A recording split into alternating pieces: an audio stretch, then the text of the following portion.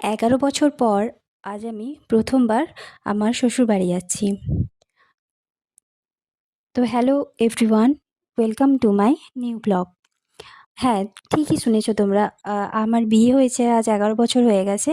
আজকে এই প্রথমবার আমি শ্বশুরবাড়িতে যাচ্ছি। তাও এইভাবে মানে একটা উম কারণ আছে।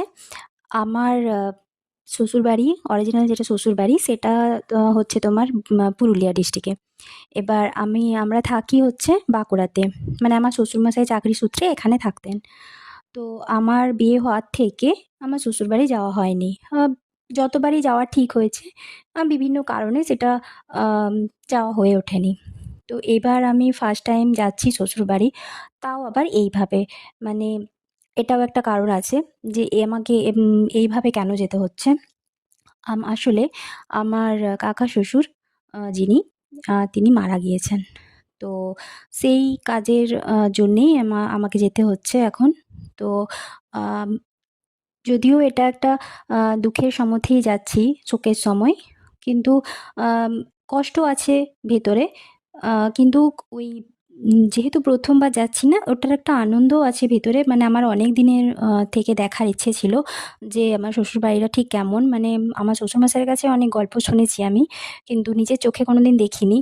আর এই ১ম বার যাচ্ছি, তো সেইজন্য না একটা ভেতরে একটা আনন্দও লাগছে যে ১ম বার আমি দেখতে পাবো। ওখানের মানুষজন কীরকম, জায়গাটা কীরকম। আ তো চলো তোমাদের সাথে সেগুলোই আমি শেয়ার করছি। ভিডিওটা হয়তো একটু বড় হবে। আ একটা পার্টে হয়তো শেষও হবে না। তো সাথে থেকো। আমি চেষ্টা করব তোমাদের সাথেও সবটা শেয়ার করার। আমাদের ট্রেনের টাইম ছিল সকাল 6:30টায়। তো আমরা বাড়ি থেকে খুব সকাল সকালই বেরিয়েছি ট্রেনের উদ্দেশ্যে।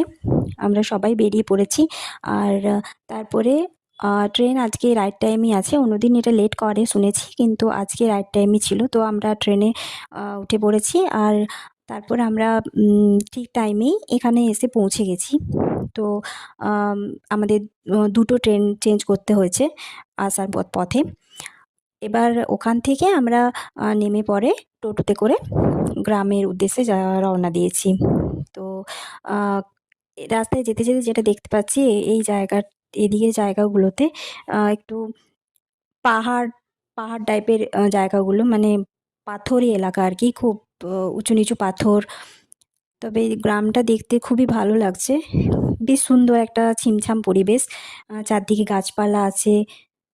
বেশ ভালো লাগছে দেখতে। এই জায়গাটা মানে যেখানে আমরা নেমেছি, যেখান থেকে আমরা গ্রামটা যাবো, তো